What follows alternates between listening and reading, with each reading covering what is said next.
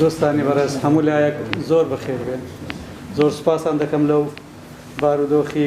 کۆڕۆنا کە جۆرێک لە ترسی لە هەمام دروست کردووە، بەس تەشریفتان هێناوە. زۆر سوپاسی جەنابی دکتۆر شێرزاد دەکەم کە کەالعادە لە سەرچاوە بەخێر سەرچاوە زۆر بەخێر بێ سەرم کە وەک هەمیشە لە کارە گرنگەکانی ئێمە کە بەلای ئەنستۆ گرنگە و نقاتی گرێهین وەک بڵێن لە لێکۆڵنەوەکانمان قسەمان ڕەت ناکاتەوە لطفەکارەوە گوتنی تێبینیەکانی خۆیان. ئێمە لە دوای ڕفراندۆم لە هەفتەی 11ەوە ژمارەیەک هەم لێکۆڵینەوە هەم ئەو دیپلۆماتانیان و کاربەستە سیاسیانی ئێمە کە لە سیاسەتی دەرەوە و ناوەوەدا ناوی دیارن و ئاگان لە هەموو ڕووداوەکان هەیە داوەتمان کردن لێرە قسەیان کرد. یەکەمین محاضەرەمان بە هەر بە جەنابی دکتۆر شێرزاد نەجار دەست پێ کرد. دوایی ئەو دکتۆر فواد حوسێن هات قسەی کرد، پاشی ئەو شێر زێباری هات، بەیان سامی هات ئەویش لێرە قسەی کرد و فەلاح مستەفا و هەروەها طبعا کاری جەماعیشمان هەبوون کە بەڕێزان دکتۆر عەبدولحەکیم و هەر جەنابی دکتۆر شێرزاد و دکتۆر نەژەد لە یەکێک لەوانە بەشدار بوون. باحثێکی فەڕەنسی کە بۆ ئەنستۆی واشنتۆن کار دەکا بە ناوی فابریس بلانش هات لێرە قسەی کرد. ئێستا ئەمڕۆ ئێمە پەلەمان تەمان لەو ماوەیەدا 2 ساڵ و شتێکی برد پەلەمان نەکردەوەی کە فایلەکە کۆکەینەوە و ڕێیەکی لەسەر بوترێەوە. 1 ساڵی کۆڕۆناش تەسیری هەبووەوەی کە نەشادکەم بێتەوە. ئەمڕۆ دەم دانیشتنەمان بۆ ئەوەیە کە پاشی ئەو مناقەشانە تەجربەی دیپلۆماسی هەرێمی کوردستان چۆن تعریف دەکرێت. ئاکید وەکو تەجربەیەکی حکومی پێشکەوتنی هەیە، بەڵام کەم و کوریشی یەکجار زۆرەکە لەو محاضران لە هەمویاندا ئاماژەی پێکرا. من ئیشارە بە محاضرەکان ناکەمەوە، قەول بە شتێکی وا بکەم، بەڵام پێم وایە وەخت زۆر دەگرێت، بۆیە مەجال بۆ جەنابی دکتۆر شێرزاد دەکەینەوە. ئەگەر دوایی پێویست بوو قسەی ئەوانە ئەوەی کە مەقتەعی بێت توانین دەفتەرەکانم هێنەوە پێویست بێت توانم بیخەون بەچات. زۆر سپاس فەرموو. لەوەی دەست پێ دەکەم کە دەوترێت تەجروبەی دیپلۆماسی کورد، وشەی دیپلۆماسی تەطبیق دەکرد لەسەر ئەو علاقاتێک کە کورد هەیەتیەنە بەپێی ئیتفاقیاتی ڤیەنا علاقاتی دیپلۆماسی ناکرد لەسەر. کەواتە تەجروبەکە علاقە بە علاقات هەیە بەس نەکە علاقاتی دیپلۆماسی. و مشکلێکی ترشمان دێت پێش ئەویش ئەوەیە کیانەتی بەسەر بەخۆی علاقاتی دیپلۆماسی دەست پێ بخێم بکاتەوە لەگەڵ وڵاتەکانی تر. ئەوش مشکلێکی ترە لە مەسەلەی لە دەوڵەتێکی فیدرالی. کەواتە ئێمە لە ناو وەزعچین، ئەو وەزعە من ناتوانم پێ بڵێم وەزعی فیدرالیە و جار بەجار پێی دەڵێم وەهمی ئەمە کەوتنە وەهمی فیدرالیت. یعنی ئەو علاقاتە ئەو کیانە کە هیچمان ئەو کیانش فیدرالی نییە. مواصفاتی فیدرالی، شروطی فیدرالی لەو تەجروبەیە تێدا نییە، یعنی زیاترە لە فیدرالیەت دەگاتە وەزعێک کە تا ئێستا تەشخیص نەکراوە لە قابل دەولی و لە دیپلۆماسیە. کەواتە وەزعەکەیمە وەزعێکی ئیستیسنائیە لە علاقات لە علاقە لە مەسرحی علاقاتی دەولی. لە علاقاتی دەولی ئەساسی علاقات دەولی دەولەتە، دوای منەظەماتی دەولیە. جار بەجار نان ستیت ئاکتەرز دێنن ئەو مۆزوع. باشە ئەمە دەتوانێت بە خۆمان بڵێن ئەمە نان ستیت ئاکتەری وە کیانێکی فیدرالی بینە قەوس ئەمە ناتوان ببینە نان ستیت ئاکتەر. نان ستیت ئاکتەر أو لنا بعض حركات تحررية، بعض حركات مسلحة، بعض أحزاب وبعض يعني حالات بابلين ديجي دولتين أو أنا باعتبار ذكرين نن ستيت أكتر كوات إما تون وصفي لكن أو وضع أمامك ما هيتنا يعني وضع شيء استثنائية، وضع شيء غير اعتيادية، ووضع كخوما سسفان جوا دفن فينا وضع شيء دفاع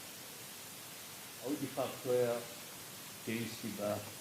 بيجوها يعني بتنظيم قانوني أو علاقة كل تنظيم قانوني دايرين أو تنظيم قانوني لشديد لدستور دولة وديت لا دولة كان فدرالي حمد النظام علاقة سياسة علاقة بس حكومة فدرالية بلام بعض الزار لبعض الفدراليات بعض الصلاحيات دريتها كيان كان فدرالي بوي هالبسطن ببعض أشياء بس بموافقتي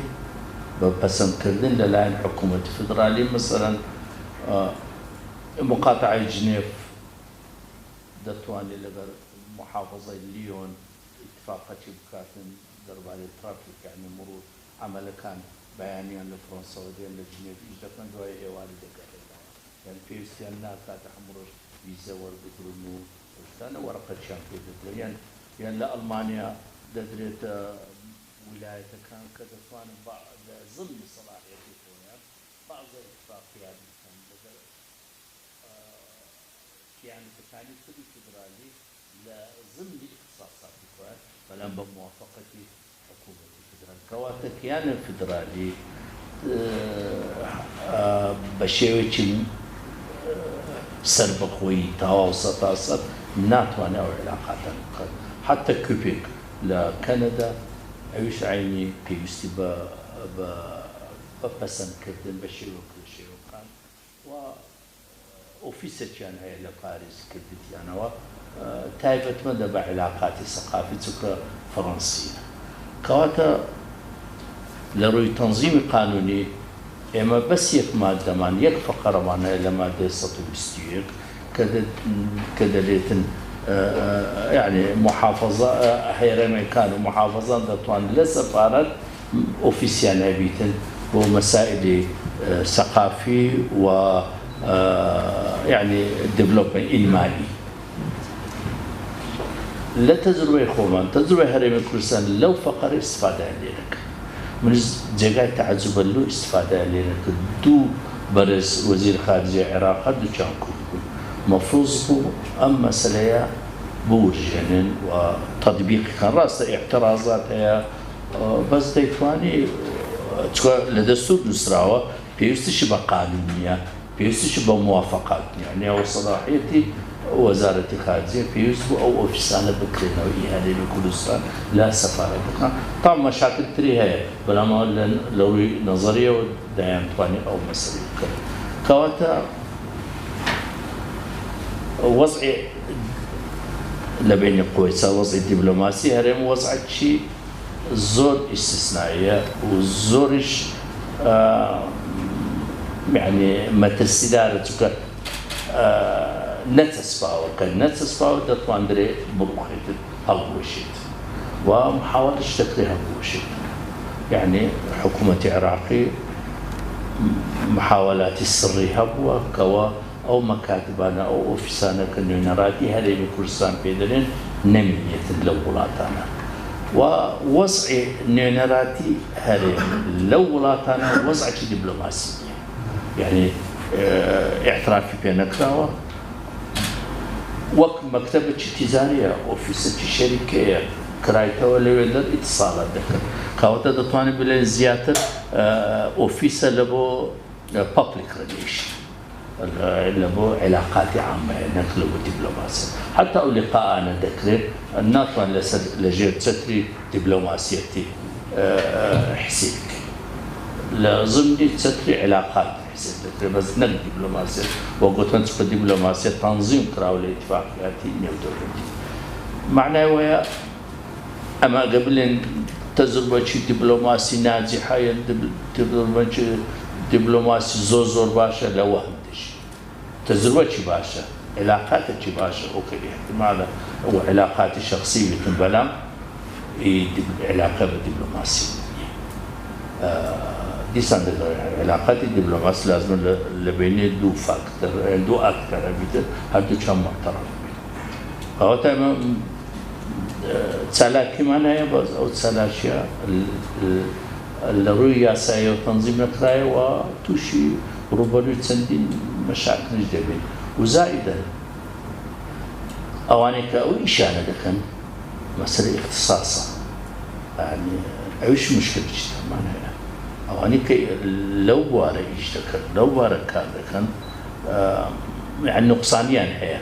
لمسائل دبلوماسية تلروي معرفي وتلروي تجربة وتلروي حتى خباتي يعني لا بجداري كل حركة حرية كواتا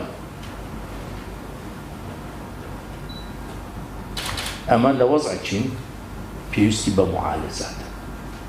لازم وضع معالجة ولا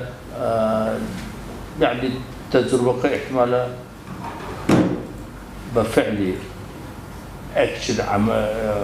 بفعل كارث معين او تجربة مو بروخية يعني لكات خوي وقت شور شيء دو سيزي كمان هبو نيناراتي مان هبو لطهران بو لواشنطن لبيروت انا همو بفعل وضعي شور شيء له همو روخانه نيناراتي وزي استاش او نيناراتي المرتبطه ب بتصير بسنتي بيشكوتني وضعي هرم كردستان وضع هرم كردستان استاذ لا يعني نتسباو وقلت نناو فدراليات لوهمي فدراليات ونتسباو بشيء وشيء طاو كواتا دائما من مترسيما هي او وضع الله شيء يعني او وضع قران كاري شوال سلبيتين قران كاري نيجاتيف معناه بيست معناه أو تجربة معناه كعلاقة بعلاقاتها علاقة بوصل حريم الشيء أو تجربة يعني نيونراتي يعني علاقات بي كانت تجربة شيء دبلوماسي لازمة وضع حريم بتواوي تنظيم بكرة و نيونراتي ارتباط يعني بدبلوماسية عراقية وقت لما عندك هاتوك مكاتب أوفيس أو أنا لازم لازمني دبلوماسية عراقي كاربكان أو كاتب توانين بيبدن علاقات دبلوماسي منها يعني أوفيس دبلوماسي منها كاتب كان لبو وضعي هرم كردستان يعني هو علاقة بدستور أجا دستور كما هذا كان بقول دريت إنه صلاحية بدريت هرم كان كبتوانين يعني بسربستي بآزادي علاقات كان هو وضعي ولا لو وضعي كدستوري معناه وضعي او علاقات معناه وضع كمان استقراري تداني وقلتم يعني نيونراتي دبلوماسي يعني نتينا او وهمي كنيونراتي دبلوماسي نيونراتي دبلوماسي قلتم نظام دبلوماسي بيست اوراق اعتماد تقريبا كانت بتسلى رئيس دولة يلا وزارة خارجة نصف له اوراقنا تقريبا كانت حمو اقراري في بكري اعتراف في او لا نيونراتي هرم او شان راسته تشتكي نصراو كدنيا دريتن او نيونراتي ميا بلام نيونراتي دبلوماسي فلا بربي تجربه دبلوماسي كردي وضعك ك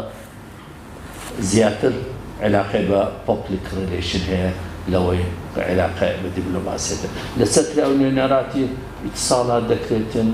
يعني قصة ذكرتن ولغت سند الدبلوماسية كان علاقة ذكرت كوبنا وذكرتن بلا أساسا علاقات دبلوماسية كواتا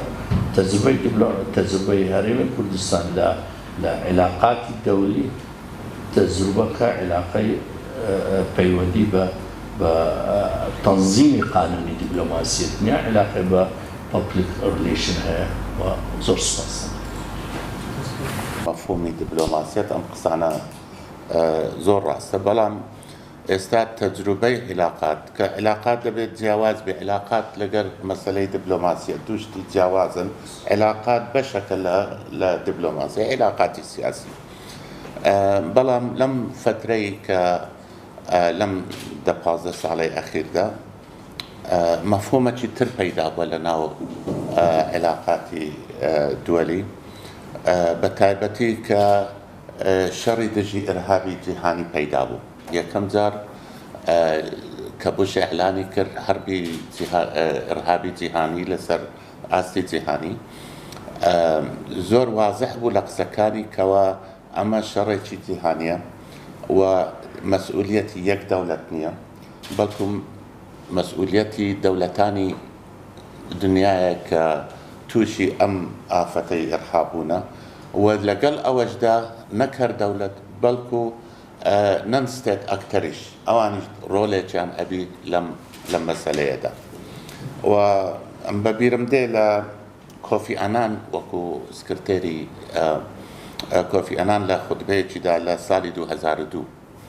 زۆر وازح بوو ئەم مەبدەئی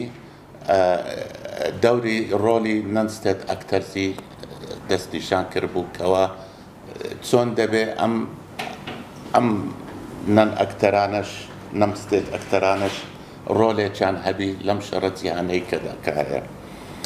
و وازح بوو گوتیان ئەمە گوتی ئەمە مەوزوعەکە یەک دەوڵەت پێی ناکرێ و یەک جیهەتیش پێی ناکرێ گوتی چۆن ئەبێ ئێمە ئەوانەی کە بوونەتە زەحیەی ئەم ئێرهابە ڕۆلێکیان نەبی لەم مەسەلەیەدا ئەوجا لێرە لەمە تعبیرە چکە پەیدا بوو پەرە دیبلۆماسی پەرە دیبلۆماسی چییە ئەو کیانانەنە ئەو هێزانەنە کەوا دەوڵەت نین بەڵام تعاملی دەوڵەتانی جیهان تعاملی لەگەڵ ئەکەن وەکو يعني وەکو هەتاکو دوور لە حکوومەتی مرکزیش لە حالەتی ئێمەش طبعا ئەمەش دێکی ئەوە هەیە لەم ئەساسەدا يعني شەڕی دژی ئەرهاب کە ئێمە زۆر بەوازحی ئەبینین ئافاقێکی زۆری بۆ ئێمە کردەوە لە مەسەلەی علاقات لەگەر وڵاتانی جیهاندا بەڵام ئایا چەند ئیسیفادەمان لێ کردووە لەم دەرگاکردنەوە بۆ ئێمە چەند توانیمان خۆمان ڕێک بخەین ئەمە مەسەلەیەکی ترە بەڵام لێرە زۆر ئەوەیە یعنی ڕاستەکەی ئێمە وەکو دیبلۆماسیەت لە بینی دەوڵەت و دەوڵەتە بەڵام ئەم مەفهومی پەرە دیبلۆماسی هاتوتە مەیدان کە بووتە مەفهومێکی جیهانی زۆر دەوڵەتانی جیهان لەسەر ئەو ئەساسە تعامل ئەکەن لەگەڵ ئەو هێزانەی ئەو کیانانەی کە دەوڵەت نین بەڵام ڕۆلیان هەیە لە ناوچەکە و ئەوە کرێ ئەمە مەوزوعەکە طبعا حەزمە کرد بەنسبەت ئەوە یعنی شەرت نیە هەر بڵێن دیبلۆماسی ئێمە دیبلۆماسی نین بەڵام پەرە دیبلۆماسیش هەیە ئەمەش مەفهومەکە لە ناو جیهاندا ئێستا باوی هەیە و ئیشی پێ ئەەکەن یعنی هەندێک جار بەبێ ڕەزامەندی لەگەڵ حکوومەتی مرکزی لە حالەتی ئێمە هەموو جۆرە علاقە هەتاکو گەیشتوتە مەسەلەی یارمەتیدانی سەربازیش کە ئەمە مەفروض نییە لە هیچ دەوڵەتێککە وا بکە بەبێ گەڕانەوە بۆ حکوومەتی مرکزی ئەمجا لێرە بەنسبەت طبعا ئەو خاڵانەی کە باس کراوە کە نوێنەرایەتی هەرێم لە دەرەوەی کوردستان ئەمە طبعا هەموو ئەو خاڵانە ڕاستە مەسەلەن ئیمکانیاتێکی وهایان بۆ پەیدا نەکردووە یاخود شخصێکی مناسب لە شوێنێکی مناسبدا نەبووە و دیبلۆماسیەت و علاقاتیش یعنی لە ئەساسدا ڕەنگدانەوەی وەزعی داخلیە تۆ وەزعی داخلیت ڕێک نەخستبی ناتانی شتێکی وەها بکەیت کەوە سوودێکی گەورەی هەبی بۆ وڵات یعنی لە حالەتی ئێمە مەسەلەن تەماشا بکە نوێنەراتی ئێمان تەوزیع کراوە لە بینی دوو لایەن یەکێک پارتیە یەکێتیە ئەوەی پارتی هەموو دەحمێکی حکوومەتی هەرێمیەکە بەس ئایا ئەوەی یەکێتی واکە یاخود بەڕێنمایی حیزبەکەی خۆی ئەجولێتەوە ئەمە هەمووی مەشاکلە کەوا هەیە لە ناو ئێرەشدا مەسەلەن ئایا لەو فترەی کەوا شەڕی دژی ئەرهاب دەستی پێکردووە لە هەل لە قاعیدەوە بگرە تاکو ئێستا و سەرنجی دنیا ڕاکێشاوە بۆ ناوچەکەمان ئایا چەند توانیمانە ئیستفادەی لێ بکەن توانیمانە ناوخۆی خۆمان ڕێک بخەین توانیمانە سوپایەکی یەکگرتو دابنین توانیمانە ئیدارەکی یەکگرتووی تەواو دابنین ئەمە هەمووی فرسەتەکە بەڕاستی من بەڕێی من لە دەستمان چووە ئەمان توانی بە شێوەیەکی زیاتر خۆمان ڕێک بخەین ئەم عێلاقاتانە و ئەم یارمەتی و ئەم تەطویری ئەم عێلاقاتە بە شێوەیەکی زۆر باشتر ئەچۆ پێشەوە هەرەوەندە بۆ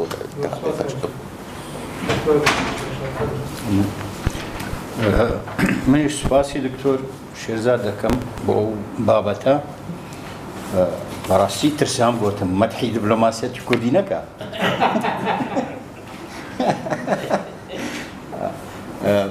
نادت ناسم طبعا فعلا لە ڕووی ئەکادیمی و علمیەوە ئەوە پێی ناگوترێ دیپلۆماسیەت بەڵام ئەوەی سەرنجی ڕاکێشام وەهمی فدرالیەت بوو جناب البحث کرد فعلا ئەمە لە وەهمی فدرالیەت دادەژین نەک هەر فدرالی نینە بە نسبەت دەرەوە بەڵکو بە نسبەت عێراقیش بە جددی وەرمان ناگرێت جانە ئەو پەتپەتێنەی بە ئێمە دەکات ئەوە لۆ چ دەگەڕێتەوە ئەوەی کە بەحسی کرد لاوازی و بێدەسەڵاتی ناوخۆی خۆمانە ئەگەم لە حەزە بکەن خۆ على الأقل پەیوەندیمان لەگەڵ عێراق دەتوانین بە دیپلۆماسی حساب بکەین دیپلۆماسی هەرێمی ها لەگەڵ سنتەر ئەویشمان هەر زۆر لاوازووە نەمانتوانیوە تەسیر لە بەغدا بکەین کە تقریبا لە یەک مستەواینە یعنی لە ناحیەی فکری و سەقافی و دینی و حەزاری هەموو یعنی ئەوە نییە بڵێ کابرایەکی لەگە ئەمریکاییسمان پێ ناکرێت دەرەقەتیان نایەن بەڵام لەگەڵ خەڵکی عێراق ڕەنگە بتوانین مستەوایەکەمان نێزیک بیلێت ئەویشمان پێ نەکرا دووەمین جەنابەت لە یەک لە وتارەکانت باسی ئەوەی فۆکۆیاما دەکەی ڕای فۆکۆیاما و ئەویدی مامۆستایەکەی هێنتینگن توش لە کتێبەکەی فۆکۆیامای عینەن باسی بەهێزی دەستگا دەوڵەتیەکان دەکات کە چۆن تەسیری دەبێت لەسەر ڕەوشەکەەوە ئەوش وازحە بەڵام چێ دەستگایەکان بەهێز دەکات کەسایەتیەکانن تۆ گەورەترین دەستگا کەسێکی بێتوانادانێ دەستگایەکەی تێک دەدا و بەعکسەوەش ئەگەم لە حەزە بکەن ئێمە لە بەغدایە لەوەتی لە 2003 و هەتا ئێستا هەمان مەسئول هەلەوێنە عینی ئەشخاص بیان گۆڕە ئەوەتی ئەوان لەوێنە ئەوە هەر قەیران لە دوو قەیران شکست لە دوو شکست لەگەڵ بەغدایە بیان گۆڕە ئاخر ئەوانە دیارە فەشەلیان هێنا دەزانم هەندێک ناوان بینم کە هەلەوێنە دەرەی تاپۆکرایەنە لێ دەبیان گۆڕە کەسی شیاو لە شوێنی شیاو بەڵام دەزانن لەبەر گەلێک هۆکار ئەوە ناکرێت شتێکی تریش بەڕاستی ئەگەر ئەوە هەر پرسیارە کاک دکتۆر ئێمە دوو وەزیری خارجیەمان هەبووە چەند سەفیرەکمان هەبوون وەنێ ئێستاش هەمانە ئەوانە ناتوانن یعنی پەرەلێل نیمچە دیپلۆماسیەتێکی کوردیش بڕێوە ببەن لە هەندێک مەسائلە على الأقل وەزیری خارجێ دەرێ هەتا ئیستیفادەی لەوە نەکردووە کە لە دەستور مادە هەیە لە دەستور ئەوەشی ئیستیفادەی نەکردووە بە هەر حاڵ لەو عیلاقاتە دەرەچیانەی سەفیری وەزیری خارجی و سەفیرەکان ناتوانیوە شتێک بکەن بۆ کاریگەر بێت لەسەر ڕەوشی هەرێمی کوردستان هەر ئەو چەند قسەم هەبوو سوپاس زۆر جەوهەریە لە سیاسەتی کوردیدا دکتۆرایەکەی من تێزی دکتۆرایەکەی من لەسەر چەمکی دەوڵەتی دیفاکتۆ ستیت بووت ڕاستە لە ڕووی یاساییەوە دیپلۆماسیەت پەیوەندی بە دەوڵەتەوە وەکو یەکەیەکی شەرعی لە سیستەمی نێودەوڵەتی بەڵام لە دوای نەوەتەکان وەکو بەڕێستان باسان کرد کۆمەڵێک گۆڕانکاری جەوهەری لە سیستەمی نێودەوڵەتی دروست دەبێت کۆمەڵێک چەمکی نوێ لێنە ناو ئەدەبیاتەکەەوە بۆ نمونە چکە دیپلۆماسی پەیوەندی بە سەروەریش هەیە بۆیە چەمکی بۆ نمونە ئیمپێریکەڵ سەڤەرەنتی پەیدا دەبێت سەروەریەکی واقعی یان دروست ینی دەست لێدراو بۆ نمونە دەوڵەت هەیە سەروەری نییە یا لاوازە کیان هەیە دروست دەبێت جۆرێک لە سەروەری بەدەست دێنێتن کە سەروەریەکی دانپێدانراو نییە سەروەریەک نییە لە یاسای نێودەوڵەتیەوە شەرعیەتی وەرگرت بێتن بۆیە کۆمەڵێک گفتوگۆ دروستبوون من بە کوردی دەمەوێت یەک شت باسکەم کاکتۆر گوتی کوردستان دۆخێکی ئیستیسنایی هەیە لە سیستەمی نێودەوڵەتیە لە سیاسەتی نێودەوڵەتی اینجا لە نێوان سکۆلارەکان گفتوگۆیەک دروست بووە لە ماوەی چەند ساڵی ئاخیر ئایا کوردستان دەکرێت بەراورد بکرێت بە کەیسی دیکە یان کوردستان کەیسێکی ئەکسپشنەڵە ئیستیسناییە لە سیستەمی نێودەوڵەتی بەڕاستی هێشتا ئەرگومنتێکی ڕەنگە ستاسەد قەناعەت پێێنەر نەبێتن بەڵام من دەمەوێت تەرکیز بخەمە سەر یەک شت گفتوگۆکان بۆ ئاخیرە کورتکرانەوەی لەسەرەوەی کە کوردستان دەکرێت لە ڕووی نەزەریەوە بخرێتە چوارچێوەی تیۆری یا ئەدەبیاتی دەوڵەتی دیفاکتۆ دەوڵەتی ئەمری واقع دەوڵەتی ئەمری واقع چییە؟ گفتوگۆیەکان گەشەی کرد 5 بنەما دانراوە بۆی بە کیانێک بگوترێت دەوڵەتی دیفاکتۆ من بە کورتی زۆر بە خێرایی باسیەکەم یەکەمیان دەڵێ ئەو کیانە دەبێت 2 ساڵ زیاتر بەردەوام بوو بێ یعنی ناکرێت بە 6 مانگ کیانێک دروست ببێتن و بەو کیانە بڵێ دەوڵەتێکی دیفاکتۆە یعنی بەر لەوەی باسۆکەم دەوڵەتی دیفاکتۆ بریتێ لەوەی کە هەموو مەرجەکانی دەوڵەتبوونی هەیە جگە لە دانپێدانان دەبێت جگە لە ئەوەی کە ئەطرافی پێ نەکراوە 2 ساڵ دەبێت بەردەوام بوو بێتن بۆی کە پێی بگوترێەوە کیانێک زیاتر بێت لە 2 ساڵ زیاتر بگوت جوام ئەو کیانە دەبێت خواستی دەوڵەتبوونی هەبێت اینجا ئەو خواستە دەکرێت لە ڕیفراندۆمێکدا ئیعلان کرابێتن یان بەردەوام سەرکردەکانی خەڵکەکەی باسیەوە بکەن کەوانە خواستی دەوڵەتبوونیان هەیە دایانێ ببن بە دەوڵەت سێەم دەبێ بەلایانی کەم 2 لەسەر 3 خاکەکەی لەژێر کۆنتڕۆلی خۆی داگرێت ئەو خاکەی کە بانگەشەی بۆ دەکای کە دەڵێ پەیوەندی بە منەوە هەیە و کۆنتڕۆلی بەسەر بەلایانی کەم 2 لەسەر 3 خاکەکە هەبێتن خاڵی چوارەم دەبێت پرۆسەی دەوڵەتسازی تیایدا ڕوویدا بێ بە ئەمری واقع ئەوەی کە دامەزراوەکان دروست کرابن دەیش دروست کرابێت دادگاکان دروست کرابێتن پێنجەم دەبێت دانپێدانانی نەبێ بۆی پێ بڵێن کیانێکی نادەوڵەتیە یان کیانێکە کە ئەمری واقع بەڕاستی کوردستان زۆر نزیکە لەوەی بخرێتە نێو چوارچێوەی ئەو کاتیگۆریە کە لە عیلاقاتی نێودەوڵەتی ئێستا ئەدەبیاتەکە گەشە دەکە کە پێی دەڵێن دەوڵەتی دیفاکتۆ لەبەرەوە بنەمانەی کە باسمان کرد ئەسکاک تۆ شتێکی زۆر گرنگی باسکردم لێرەدا کۆتایی پێدێنم گوتی ئەو حاڵەتی هەیتمان دەکرێت لە هەر لەحزەیەکدا ڕووداوێک ڕوو بدە هەڵبۆشێتەوە نەکات دیبلۆماسیەتەکە عیلاقاتەکە بەڵکو خودی کیانەکەش اینجا مناقەشاتێکی زۆر تازە دروست بووە لەو ئەدەبیاتە ئەویش ئەوەی ئەو ترسە لە ناوچوونی کیانەکە چ کاریگەریەک لەسەر پرۆسەی بە دیموکراسیکردن و ستیت بیلدینگ بینای دەوڵەت سازی لەو کیانەدا دروست دەکات چونکە ئەو ترسەی کە ئەو کیانەکە دەکرێت بڕوخێت لە بەردەم مەترسیەکی حەقیقیە یان دروستکراوە یا هەر جۆرە مەترسیەکی لەسەرە تاسیری زۆر لەسەر پرۆسەی دیموکراسیکردن دەکە و تاسیری زۆری لەسەر گەشەی دامەزراوەکان و لەسەر دەوڵەت سازی دەکە لە کوردستانە بە باوەڕی من 30 ساڵ دوای ئەوەی کە کوردستان بۆ قۆناغا جیاوازانە تێپەڕیوە هێشتا ئەو ترسە فاکتەرێکی سەرەکیە لە پرۆسەی سیاسی و لە گەشەی سیاسی لە کوردستانە من پرسیارم تەنها حەزم کرد ئەو مداخلێ بکەم دەستان خۆش دەست خۆش زۆر سپاس من کەیسێکم هەیە کەیسێکی نوێنەراتی خۆمان بزنان تعبیری جنابت چییە کە بکەین بە کەیسێکی قانونی و گشتگیری بکەین لە وەزارەتی دەرەوە من زۆر برادرم هەن وەکو قۆنسوڵ لە دەرەوەی دەکەن 2 ساڵ بینەخوای دای نمرەک ناخۆشە ناخۆشتری کرد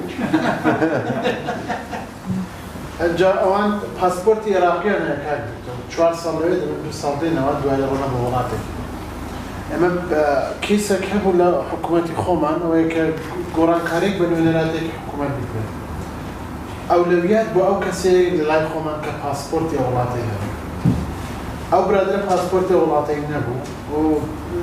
کێشەی ویزای واتە پێش وڵاتی حکوومەتی فدرالی عێراق ویزای ئیش نادا بۆ چونکە ئەو نوێنەراتێ لە وەکو پێگەی قانونیەکە وەکو NGO ئیش دەکەنەوە یعنی سەر بە وەزارەتی دەرەوە نیە معالجه ئەو کەیسە بە شێوەیەکی قانونی چۆن دەبێت و ئەگەر معالجه بکرێ چونکە لە دەستوردا هەیە وڵاتی جناب باس کە پێویست ناکەوە نێن بە پێشکەوتن ئەگەر وابێت چۆن دەکرێت ئەو کەیسە معالجه بکرێت بۆ هەموو ئەوانەی کە دیانەبن بە نوێنەر و پاسپۆرت دەنەبێت پێویستە ئەو عیلاقاتە نەکە بۆ ویزای کار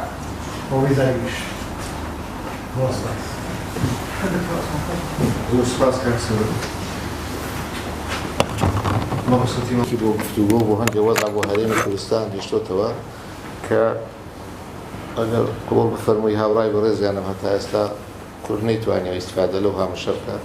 ئەوەی کە هەیە درێژکراوەی واقعی بڕیاری 688 و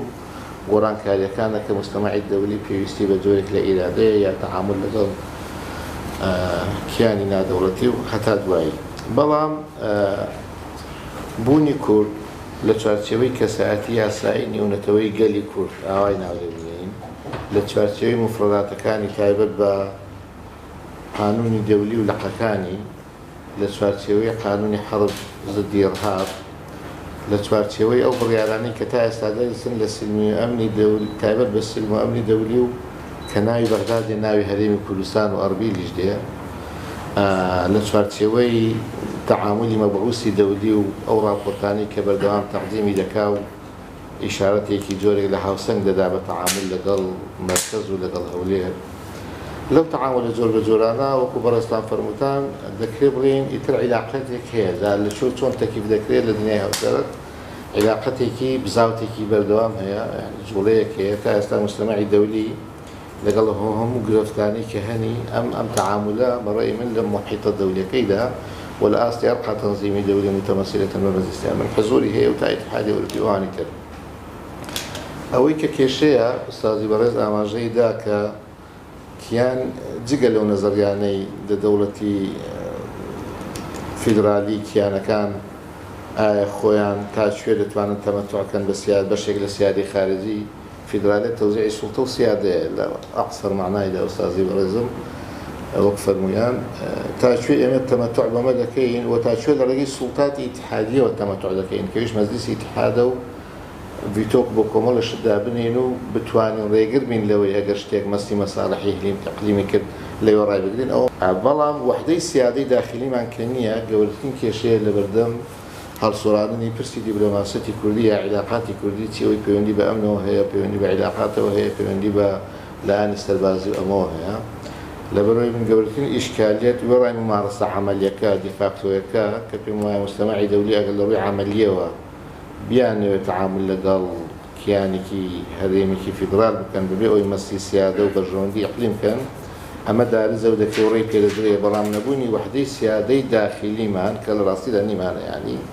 أما أو إشكالية قولية كالاستيصال ورابردو بردوامي شتاء إسلا لا أرادها كيشي دومان قانوني معاهدات عراقية ك 2015 درسوه حفتاونوي الغاكر من تعجب ذكام كورد لاني كردي بتعبير كوكاتا يعني شلون بم قانون رازية آماده اتفاقي تنفيذي بلا وزارات وبلا تلاني نبسلاوة بوزارات بلا منيدا بحرين يعني اكسكلوتيف اجريمنت و مذكرات تفاهم اشتنانات يعني وي جنابي سرو بارزاني ل 2009 لقل فرنسا كردي تخو فرنسا او دولة الدولية لدبلوماسيته حتى دوائي وأما آستكي زور برز ولا علاقات لا بيوندي لا بهادو تبادل لا تربية لا إنماء لا أو حتى دوائي يعني وانيا ولا بهريم يجبوا بزجاي موضوع ودراسات وبحوث والذكاء قليل زور والله تبادل علاقات هم أمانة هريمي لمن أكلوا من تناقم هريمي كردستان بمهم سيادته ووضعه خان فخامته حتى دوائي شون يعني تعامل يكي بلي هبي لو باراني لما دي ستويسوي كما جاي بيدراوا لو باراني مسي سيادي دولتنا كان لو برادي دجي برجون كانيا یان دقیق بۆی دەستوری سویسرایی ئوستازم ئاماژەی پێدا کە بۆ هەیە عیلاقات لە بوارەکانی ئیداری و ئینمایی و تەرمەوی سەقافێت کە بە مەرجێک پێشوەخت سوڵتاتی اتحادی لێ ئاگادار کاتەوە بۆ هۆی تەبادل ئامانە بێت لەم بارودۆخی ئێستادا پێم وایە هەرێمی کوردستان بیر لەوە بکاتەوە کە لە بواری عیلاقات دروستتر دەبێت لە ڕێگەی بەغداوە بسازێ و ئیتارێکی قانونی پێ بدا بەڕاستی لە چوارچێوەی ئەو وردەکاری تەفسیرێکی هەیە و ئەو شنوکەوەش هەبێ ینی فعلا ئێستا موقعی تەفسیری ئەو تەعاملە نێودەوڵەتیە و ناوهێنانی هەرێمی کوردستان و جا لە بواری اقتصادی دەگری لە بواری عیلاقات دەگری لە بواری سیلم دەگری لە بواری تەفاهم و تەبادل دەگری تەنانەت قسە لەسەر بودجە و ئەم شتانەش دەکەن تێکەڵ و ئەمانە بوون لە کۆتاییدا تاکە ئیتار قانونی معاهدات و تەنزیمکردنێکی دەستوریانەی قانونیانەی ئەم عیلاقاتەیە لە ڕێگەی سوڵتاتی ئیتحادیەوە بۆ ئەوەی بۆ مستەقبل دانەڕمێ و بەرگێکی شەرعی پێ سپاس بزنم. زۆر سپاس. جنابی دکتۆر هەمیشە لەو پرسانەی کە ئێمە لێکدانەوەی بۆ دەکەین لە سیاسەتی گشتی بۆ چوارچێوەی دەستنیشانکردنی چوارچێوەی ئەکادمی. گەر باسی حاڵەتی هەرێمی کوردستان بکەین دەبێت لە چەند ڕۆوە پرسیاری بکەین. یەکەمیانەوەی ئایا هەرێمی کوردستان لە چوارچێوەی دەوڵەتێکی فدرالی دەستوری مستەقردایە هاوشێوەی سویسرا هاوشێوەی ئەوانە دەتوانین ئەو کاتی بەراوردێکی ورد بکەین بزانین لەسەر ئاستی ئەو دەسەڵات و سەلاحیاتانی کە ئێمە لە دەستور هەمانە چۆن کاری لەسەر دەکەین. ئەو کاتی لەوانێ بچینە وردەکاری مەسەڵەن کە دەڵێت بۆ پارێزگاکان و بۆ هەرێمەکان و پارێزگاکان هەیە نووسینگەیان هەبێت لە سەفارات. هەموو مشکلەی وەزارەتی دەرەوە ئەو کاتی کە مناقەشەشمان لەگەڵ دەکەن هەموو مشکلانەوە بۆ چۆن دەکرێت ئێمە 16 نووسینگەمان هەبێت لە ناو یەک سەفارەت. ئەوان ئەمە حەلی ئەم ئیشکالیەتە زۆر ئاسان. حەلەکە ئەوەیە تۆ لەبەرەوەی نوێنەرایەتی پارێزگای یان نوێنەرایەتی هەرێمە دەکرێت لەسەر بودجەی هەرێم بودجەی خۆی ئەگەر ئیمکانیات هەبێت بۆ نمونە نینەوە لەوانەیە لە ئەمریکا هەبێت لە بریتانیا هەبێت بەڵام مەرجنیە لە هەموو دەوڵەتی هەبێت لەوانەیە ئێمە وەکو هەرێمی کوردستان لە چەند نووسینگەیەکی زیاترمان هەبێت بەڵام زۆر ناتوانین ئەوە بکەین هەندە پارێزگا لەوانەیە نیان نەجەف بۆ نمونە لە قوم لەوانەیە قۆنسولیات و لەوانەیە ئەوەی هەبێت مەبەستم وایە لەوێ دەچینە وردەکاری کە ئەم وردەکاریە لە وزارەتی دەرەوە کاتی خۆی زۆر بە جوانی مناقەشە نەکرا لەوەی کە بڵێن مەرج نییە هەموو پارێزگایەک لە هەموو سەفارەیەک نووسینگەی هەبێت یان هەرێم لە هەموو سەفارەکانی عێراق نووسینگە هەبێت. ئەمە خاڵی یەکەم ئەوە دەکرێت ئێمە مناقەشەیەکی جددیتری لەسەر بکەین لەسەرەوە. ئەوەی کە پەیوەستە بە وەزعی واقعی هەرێمی کوردستان ئایا ئەمە هەڵدەوەشێتەوە هەڵناوەشێتەوە ئێستا کە هەمانە لە نموذجی تایوانمان هەیە ویلایەتە یەکگرتووەکانی ئەمریکا بەرگری لێ دەکا بەڵام خۆشیان بە کەڵکی ئەویان هەیە کە خۆیان بەخێو بکەن یعنی تایوان خۆی وەکو دەوڵەت توانیوێتی خۆی بەخێو بکە ئەمریکا ناتوانیت یان غەرب ناتوانن بەخێویشی بکەن و بەرگریشی لێ بکەن بۆیە ئەگەر ناتوانانی خۆت بەخێو بکەیت بەرگریشت لێ ناکەی یعنی ئەمە دەبێت ببێتە توان بڵێن یەک لە استراتیجێتی ئێمە چۆن بتوانین ئێمە خۆمان بەخێو بکەین بتوانین ئیدارەی خۆمان بدەین بتوانین مؤسساتی خۆمان چونکە وڵاتیش هەیە وەکو یەمەن وەکو لیبیا وەکو ئەمانە دەوڵەتن سەروەریان هەیە بەڵام نەیان ماوە نە لە ڕووی دیبلۆماسیەتەوە ئێستا ئاعتیباری بۆ دەکرێت نە لە ڕووی قانونی دەولی زۆر ئاعتیباری بۆ دەکرێت تەدەخولاتی دەولی ئەوەندە زۆرە لەناو ئەم وڵاتە بێحەدە بە هەموو شێوازێک سووریا بۆ نمونە مەبەستمەوەیە عیبرەتەکە لەوەی بوونی کیان و کیان نەبێت یان سەروەری و دەوڵەتێکی دیفاکتۆ عیبرەتەکە لەوەیە ئەم کیانە تا چەند دەتوانێت خۆی بەخێو بکە بۆ ئەوەی بتوانین اعتیماد لەسەر بڕیاری 688 بکەین کە ئێمە لەسەر ئەساسی ئەوە ئێمە کیانێکمان بۆ دروست بووە لە هەموو بڕیارەکانی ئەنجومەنی ئاسایشی نێودەوڵەتی لایەنی کەم ئەم جۆرە ئەعتیبارە نێودەوڵەتیە بۆ کیانی هەرێمی کوردستان دەبێت بەڵام ئێمە لە حەجمی ئەو ئەعتیبارە نێودەوڵەتیە دەبێت بتوانین خۆمان زیاتر ببین پێش ئەوە سوپاسی جەنابیش دەکەم لەسەر ئەو بابەتەی کە پێشکەش زۆر سوپاس دکتۆر جوتیار شێرزاد و ئەو داخەلاتانەی کە کرا تۆزە قورسە معنی باسی دیپلۆماسەتی کوردی بکەیت کە احتیمالە بچێتە چوارچێوەی دیپلۆماسەتێکی شەخسەنە یان نافەرمی بۆیە بوونی دیپلۆماسەت بەڕێی من بە مەفهومە تەقلیدیەکەی پەیوەستە بە بوونی دەوڵەت بۆیە قسەکردن لەسەر دیپلۆماسەتی کوردی لەم ڕوانگەیەوە نەزەریە بڕوا بکەم منیش اتفاق لەگەڵ کاک دکتۆر شێرزادەیە لەوەی کەوا زەحمەتە تۆزە تعریفێکی باش بۆ ئەو چالاکیانە بکەی ئەگینا دەچێتە چوارچێوەی ئەو عیلاقاتانەی کاک ڕۆشاد باسی کرد بەڵام من تەسەور دەکەم ئەو واقعی ئێستا لە کوردستان هەیە ئەگەر باسی نوێنەرایەتی هەرێم بکەین لە سەفارەتەکان ڕۆڵی نازم چ عیلاقەی نییە بە پێشخستنی پێگەی هەرێمی کوردستان دەولیەن لەبەرەوەی ئێستا هەندێک ئەو سلوکە سیاسە و ڕەفتارە سیاسی کە هەرێمی کوردستان دەیکات احتیمالە لە زۆر هەندێک وڵات ینی فراوانتر بێ لە دەستور فرعانیەمە دەستورمان تێپەڕاندووە لە هەندێک شت وخاصەتەن مەوزوعی ینی هەماهەنگی سەربازی لەگەڵ هەندێک وڵات واتە خصوصیەتی هەرێمی کوردستان خصوصیەتێکی ینی دەکرێت دراست زیاتر بکرێت لەسەر ئەو خصوصیەتەی کە هەیەی ڕواناکەم تەجروبەیەکی تر هەبێت لە دنیا لەسەر ئەو وەزای ئێستا لە هەرێم هەیە بۆیە من تەوەقع دەکەم بوونی ئەو نوێنەرایەتیە بەڵکو ئەو مەدایەی تەحەڕوکی هەرێمی کوردستان قەتیز دەکات حەسر دەکات لەبەرەوەی ئەگە بچینە چوارچەوەی مەفهومی دیپلۆماسیەت ئێمە حەسر دەبین لە چوارچەوەی سیاسەتی دەرەوەی عێراق و دیپلۆماسیەتی عێراق و بۆی ئەوجا ئەگەر ئەمە نەبوو بێ ئەکێ شتێکی سوتفە بووە یان کەم تەرخەمی هەرێمی کوردستان بۆ ئەو سەردەما کە بەڵام تەسەور دەکەم باش بوو نەبوو لەبەرەوەی دیسان دەڵێم حکوومەتی هەرێم ئەو ڕەفتارانەی کە دەیکا ڕەفتارێکی لە دەرەوەی قدرێت و تواناکەیەتی و هەنگاوی زۆر دیپلۆماسی نەک دیپلۆماسییان ئەو عیلاقەتەی کە دروستی کردەوە هەماهەنگیەکە لەگەڵ وڵاتەکان ینی لە تەواقع و لە قانون و دەستور زۆر فراوانترە بەردەوامکردنی ئەو مەسەلەیە تەسەور دەکەم دایمە لە ئەزەمات کە ڕوبەڕووی هەرێمی کوردستان بۆتەوە تەجاروبمان هەیە کە هەندێک جا مەواقفی ئەو دەوڵەتانەی کە تەحالوفن بە ناوی تەحالوفن هەڵوێستێکی زۆر جدیان نەبووە هەر ئیلتیزامیان کردووە بە چوارچێوە ئەوەی مؤتەمەری ڤیەنای عیلاقات دیپلۆماسی و قۆنسڵی کە مەیلیان بۆ بەغدا بووە بۆیە ئەمە یەک لە ئیشکالیەتەکانی سیاسەتی دەرەوەی هەرێمی کوردستان ئەگەر بشێ بڵێن سیاسەتی دەرەوەی هەرێمی کوردستان چۆن مامەڵە لەگەڵ ئەو بابەتە بکە و چۆن بتوانێت بەپێ ئەو توانانەی کە قودرەی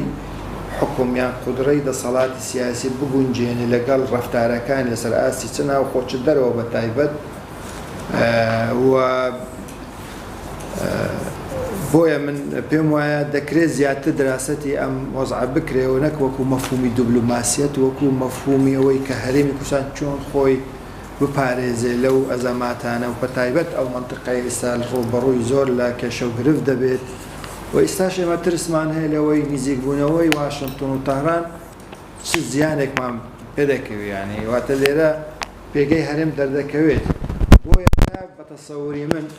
دیپلۆماسیەتی فەرمی هەبێ ئێمە لەگەڵ بەغدا هەوڵ بدەین ئەو هەماهەنگیە هەبێ و لەگەڵ ئاستی دیپلۆماسیەتی نافەرمیش ئەگە دیسان بڵێم دیپلۆماسە لە نێوان دوو کەوانە سەور دەکەم زیاتر بڵێین ئەو عیلاقاتە و ئەو پێگەی کە ئێستا قونسڵەکان لە هەرێمی کوردستان هەیەی بپارێزرێ و بتوانین لەم چوارچێوەیەدا ئەو پرینسیپانەی کە ئێمە بڕوامان پێیە لە حەدما ببێتە کڕۆکی بەهێزکردنی ئەو پەیوەنی وەکو پێکەوە ژیانە مەسائلی ئینسانیە مەسائلی اقتصادیە چەند خۆمان دوور بکەین لە مەواقفی سیاسی بە تایبەت لەو ململانەیە کە لەم ناوچەیەدا هەیە پێم وایە ئێمە زەرەر دەکەین بۆیە ئەمە ینی بە کورتی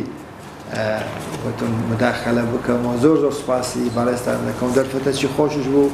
ئەو مامۆستا بەڕێزانە هەموو لێرە ببینم زۆر سوپاس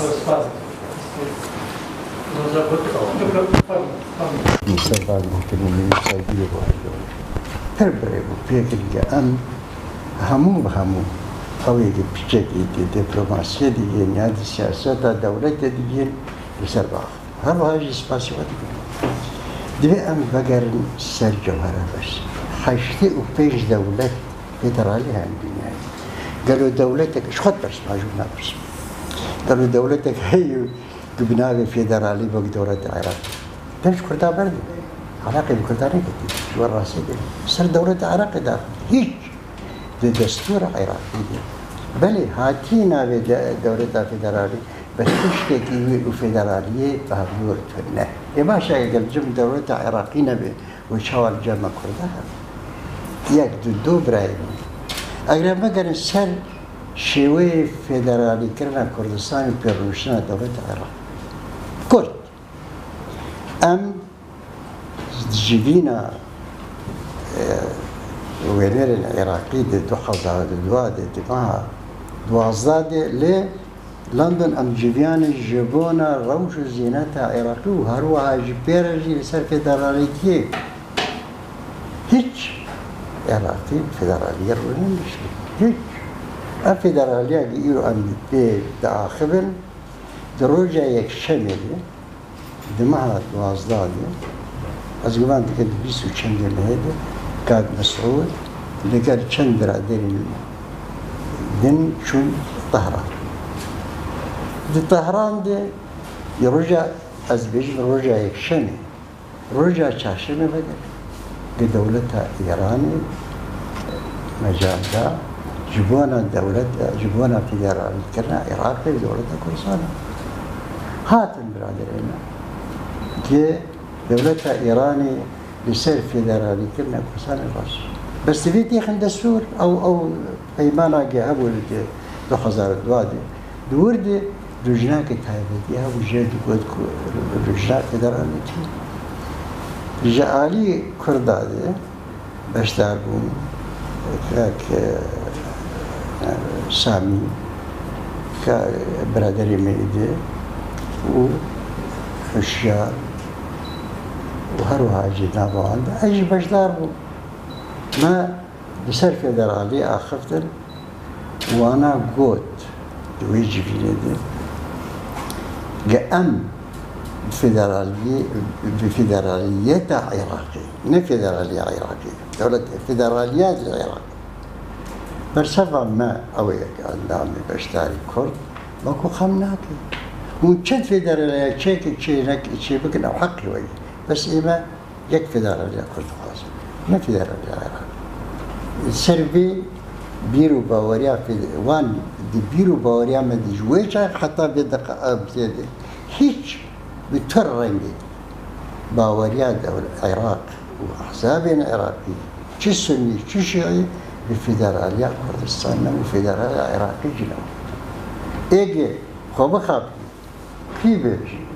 كرد يا عربي دولة العراق دولتك الفيدرالية بنابي فيدرالية أو قد خابي هيك طبيعة قميش فيدرالية قابل الفيدرالية نبو تفكر نكي كرد جاءالية وخذ حركات الزمان فيدرالية واردك وكاك شهزاد زانك بيشاوا جارة بيشي بالفيدرالية دولتها فرنسي بفيدرالية كرنا كردستاني تونسي وبيقولتي أب بيشتغل دقرن بيشتغل بيجاسون دي بيشتغل ألمانيا كول كأو بري العراق بفيدرالية بك بيرازيون وفيدرالية ما يروجي بأمريكا بزانك هيك بتر رنجي دولة العراق بوانا أم وكي كل من التي كرد شيء همو يزيني سياسي لسر فيدرالية حاول جدين جعالي وخذ يبي فيدرالية أمشي الأمريكا بالعراق برازينا فيدرالية أنا تبينك هي نفسها يا سري دولة العراق يعني بو خاطر شعبي و تيجيش بارترك بسياسة من ناحية بفشجتنا دولة زالدار شا أمريكا شا فرنسا شا ألمانيا شا إنجلستان حتى داوي بسياسة بان دولة الفيدرالية إيروحي دیاره جهان هات دگورا بیر بارا قد بشور هاتی بشی هاتی و ببینیش و او ببین نفسها سريع ونفسها سريع دولة العراق النخية يقول تيشرا خجور بيش بالصايا بشكلتنا فان دولتين قازان جو برجوان ديوان دي فدرالية كردستان ده أما رسول جاب أم شبكة تشتكي واش أم شبكة جبوخة بري هاتشي أبو خدا كذا جا أم في وندين خا بهر أوائل خذ بك إنك الفدرالية دولة العراق المركزية ما عيونا قلنا وهيجي بيتر أو بيوندي ما يحنك تايبتين بإنجلستان بنمسا بألمانيا بفرنسا يكتيار توار يجي بأمريكا كأن بيخرطك يجبون أماننا أنا ما نقري داي ترنجتي بدولة الفدرالية العراقية يانجي هيجي بيتر بكارين عمل لا بفشكتنا ما بأري جبر فيك هان تركيزك فربص بك بفشكتنا خشلو وشاوا أمي بيوزي أقول لك الدولة زالدار أبا أمريكا أبا فرنسا أبا ألمانيا أبا نمسا أبا خطا دا إنسان أبا وار المكار من خبيري وقازان جو برجوان ديوان وهادو قازي بمعنى دولة الفدرالية كردستان بيبلده هنا برادري من وكر بربوهي من كجاوك الشيء يشتم لكيرا مكيمو يانجي دوري أنيزي داواز بود لقل يش دستنشي كرنا دولة العراق أما يقول بالبوريا مشتي باهي زور مصر دورة مزور خلق يارمتيا دولتين هافاربان يدفقوها حتى دفقوها كل داينا دولة العراق شيء جو قاشر الشعب شو نوري المالك بيا حيدري بياجي أبردري مكازم دورة مزور بس بيوسع كيف جنابه خد دوازيا ما نلقى العراقي دوازيا ما نلقى الجورة يشرح بالفان في وندين ما لقى دربي ناخر دوازيا ما هري دواز جنابه خد اللي أم فان في وندين نابه خد بكن جبونا جاب في وندين وخرج الدربي لقى العراق هيك بتفرني نلقى العراق دولة العراق يعني دولتين داقي كلي كردستان باوريا واني بترنيتي لقال فدرالي كنا كردستان إما دي كان بس بتاع دعوة خذ وهيجي بيتر لقال بعد دولة الزالدار دولة جرات عربية أمريكا فرنسا ألمانيا إنجلستان يبغى عشان يشتغل وتواجد تيجي باشتر في مجمع الإسرائيل أبايا تبايا عيدا كردستاني قراولك هم جبوا في العراق وهيجي بيت جبوانا ساقونا كردستان أزوهالي بينو تيجي باشتر هيجي باشتر راس من دڵێم وەختێک ئێمە پەیوەندیەکانمان دەستی پێکرد عێراق لەژێر فەسڵی حەوتەم بوو واتە عێراق سەربەری دەوڵەتی نەمابوو لە پێی بڕیارەکانی 60 و 61 ئەنجومەنی ئاسایشی نێودەوڵەتی بۆیە ئەمرێکی واقع دروست بوو ئەم ئەمری واقع دوای کۆڕە و بڕیاری 16 دروست کرد بڕیاری 16 جوای کرد کە ئێمە عێلاقاتمان بۆ دروست بێت نمونەیەکی ئەو دێڤید فلیپس دێنمەوە سفرێکیان پەیوەندیمان پێوە کرد و مقابلەمان کردمان ڕائت چیە لەسەر تەتەوڕەی کە ئێستا دێڤید فلیپس لا ديفيد فيليبس دبلوماتكار بوو لە زای دەرەوەی ئەمریکا ئەوتی پێشان کە کاک مەسعود دەهات بۆ ئەمریکا دوو ڕۆژ میوانی من دەبوو ئێستا دوو ڕۆژ لە کۆشکی سپێ من ناتوانم بیبینم معنای ئەوەیە ئەم عێلاقاتێکی ئێمە هەمان بووە حاڵتێکی ئەمری واقع دروستی کردووە پشتبەستوو بە دوو بڕیاری ئەنجومەنی ئاسایی 16 کە ئەو واقعی دروست کرد و نەوای ئارام دروست کرد دووەم بڕیاری 1986 کە ناچار بوون بگەڕن بە دوای سێرەیەکی قانونی کە بێت و بەشی کوردستان جیا بکەن و بەڕێژەی ساڵ 11 دووەمیشتش بەڕاستی لە کاتی حکوومەتی هەرێمی کوردستان پێش 2003 ئێمە هەندێک تەسهیلاتمان بۆ کراوە پشتمان بۆ دروستکراوە کە لەوانە وەزارەتی کاروباری مرۆڤایەتی لەمە تقریبا دەوری وەزارەتی خارجی دەبینی وەزارەتی ئاوادانکردنەوە ئەمەش بۆی کە ئاوادانکردنەوەی کوردستان و هەندێک لەو مەوادانەی کە دەکەوتە چوارچێوەی سزاکانی نێودەوڵەتیەوە لەڕێەوە وەزارەتی ئاوادانکردنەوە دەگەیشتە کوردستان چونکە بەپێی قەراری 1660 کۆمەڵە مەواد هەبوو دەبایە بێتە ناو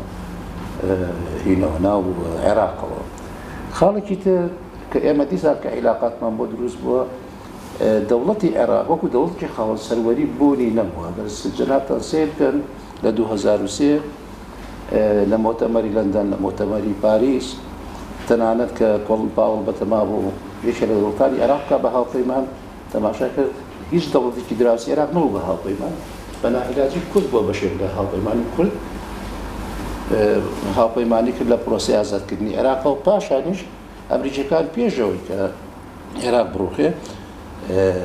حتا من لە یادمە ڕایان کرۆکەر هاتوو بوو کوردستان سەردانی بەرزانی کردبوو ڕۆژی دواتر ماوعیدە بەگەڵ کاک و شارزێباری هەبوو مقابلەی بکەم بە منی گوت ئابڕە جەریدەیەکی نم بۆ لێنە برایەتیم بۆ لێنە وتی ئێوە لە جەریدەی برایەتی نازانن پیاوە چێ هاتۆ بێرە معنای ئەوەیە هەتا وتی ئەمام بە جەنابی سەرۆک دڵم ئێوە تازانی و ئاستی ئەم دەم لە باسی ڕایان کرۆکەر کە وەختی خۆی سەفیری ئەمریکا بوو لە ئەفغانستان پاشانیش بوو بە سەفیری ئەمریکا لە عێراق بۆیە من وای دەبینم ئێمە عیلاقەتەکەمان هەبوو پێشەوەی عێراق سەروەری بۆ بگەڕێتەوە سەروەری دامان بێت لە 2010 لەژێر فەسڵی حوتم دەرچوو ئەمە حاڵەتێکی تایبەتیە ئەم حاڵەتە تایبەتیە بەڕاستی دەبێت بۆ خۆی بخوێنرێتەوە و ناشتوانین ئێستا بڵێن کە عێراق سەروەری هەبووە ئێمە عیلاقەمان هەبووە بۆیە من وای دەبینم ئەمە حاڵەتێکی تایبەتیە و ئێستا باس لەوە دەکرێت کە بۆ چارەسەرکردنی ئەم حاڵەتانە پێویستە سەروەری دابەش بکرێت ئەمە هەندێک بەخۆسیە لەسەر مەسەلانە سپاس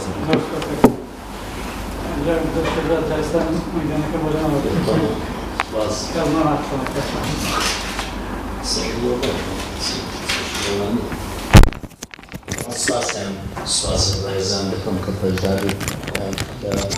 بۆ مداخەلاتەوە بۆ ئەفکارانە کە هات و ئەو ئەفکارانە هەموو دەوڵەمەندی وەزارکەی کرد و زۆر يعني فقرات فعلا لمسألة الزوايا وعلاقات الكهرباء في يستبيتنا وبابتك وبابتك الزور دور مدينة وصل بعض القضايا معناها ستيت اكترز ديفاكتو ستيت أنا حقا تنظر مناقشات لسه وزور جفتقوية لسه يعني احتمالا بيستي ندو تشترها بيتن دنبارة آية خصوصا من ستيت فاكتورا يعني ديفاكتو ستيت الشجوة احتمال سلبر يعني ندو شوها تنظيم كان و فعلا بريار الشرطة اشتاوش بريار جزء أساسي له وضعية الاستعمار بلام خلالي بريار خلالتها علاقة بمسائل إنسانية ودعوة حواري كرت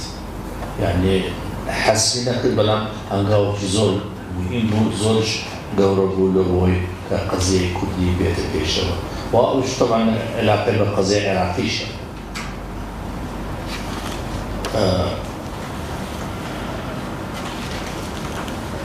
أو قضايا حمو من وكيل ابتداء بلم أوت كمان مشكلة أوت كمان uncertainty يعني حالة عدم يقين أو مشكلة يعني أو فاقتنا كسمان كل سريع هم دايما يكون دائما أو ممكن كي بلم تقدر تسيد uncertainty حالة عدم اليقين ترسيد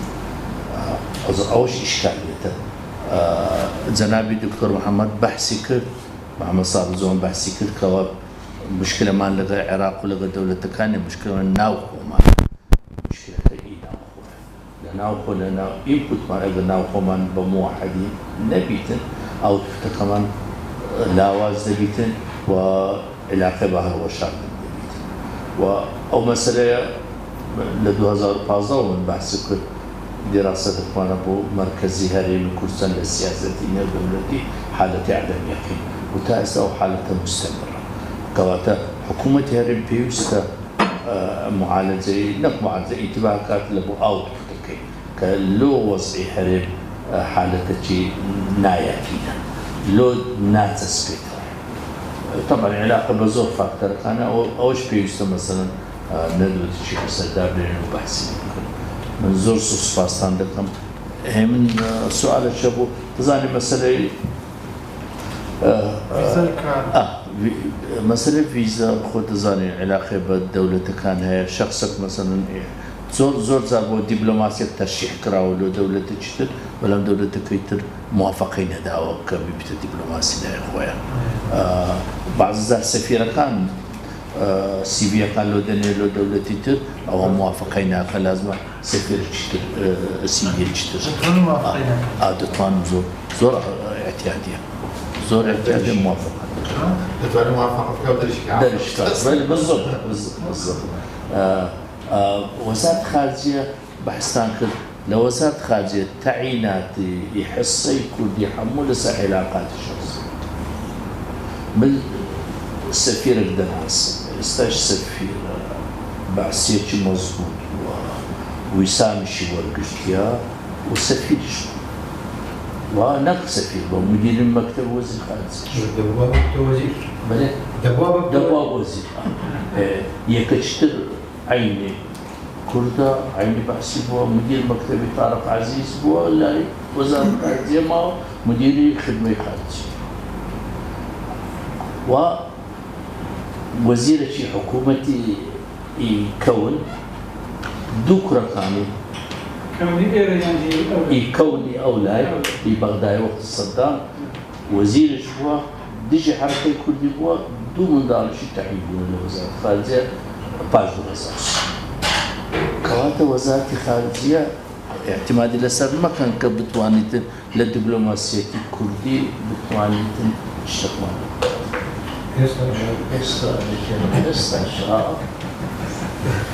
وقت فؤاد فؤاد لو يندر لو حركة الكردي يشتكل وزارة احترام له برادر وكوش ولم منشنات واش ناكل